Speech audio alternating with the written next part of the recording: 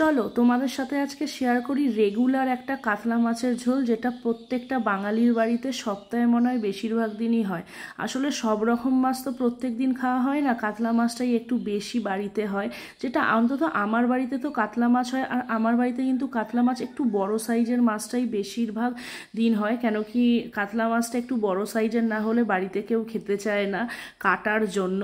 আর এখানে দেখো আমি প্রায় মাছটা অনেকটা বড় ছিল, 2-2.5 কিলো সাইজের একটা মাছ ছিল। সেই মাছটাকে কিন্তু ভালো করে ধুয়ে, আমি কিন্তু মাছ খুব ভালো করে ধুই, আর লাস্ট টাইমে একবার নুন মাখিয়ে ভালো করে ডলে তারপর আবার ধুই।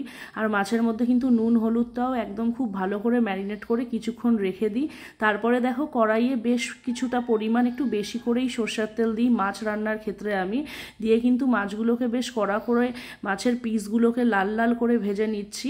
আর একটা ভাজা হয়ে যাওয়ার পর কিন্তু আমি পরপর ওরকম করে যে কটা বার ভাজতে হয়েছে সে কটা বারই মাছটা কিন্তু ভেজে নিয়েছি। আর আমি না সব সময় কি করি জানো তো, মাছ ভাজার ক্ষেত্রে যখন মাথা আর লেজা থাকে দুটো পিসই কিন্তু আলাদা আলাদা করে ভাজার চেষ্টা করি, অন্তত মাথাটা তো আলাদা ভাজার চেষ্টা করি, তাহলে কিন্তু মাথাটা খুব সুন্দর ভাজা হয়।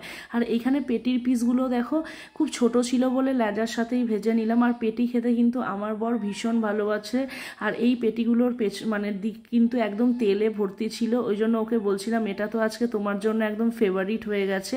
আর মাছের ক্ষেত্রে বেশিরভাগ আমি কালো জিরে ফোড়ন দিই, তোমরা কে কী ফোড়ন দাও প্লিজ একটু কমেন্টে জানিও, আমার কিন্তু জানা নেই। আর রেগুলার যেটা মশলা ইউজ করি টমেটো আদা লঙ্কা, ওটাই একটা মশলা বানিয়ে দেখো কি সুন্দর করে মশলাটা গ্রেভি করে তারপর যতটা জল লাগবে সেই পরিমাণ জল দিয়ে কিন্তু মাছগুলোকে দিয়ে দিয়েছি। আর ঝোলটা কিন্তু ফুটে আসার পর অবশ্যই তোমরা মাছটা দেবে, নাহলে কিন্তু একটা আষ্টে গন্ধ লাগে। তো ঝোল এই দেখো এখানে কিন্তু বর পেটি দিয়ে অলরেডি খাওয়া শুরু করে দিয়েছে, কেমন লাগলো জানিও কিন্তু।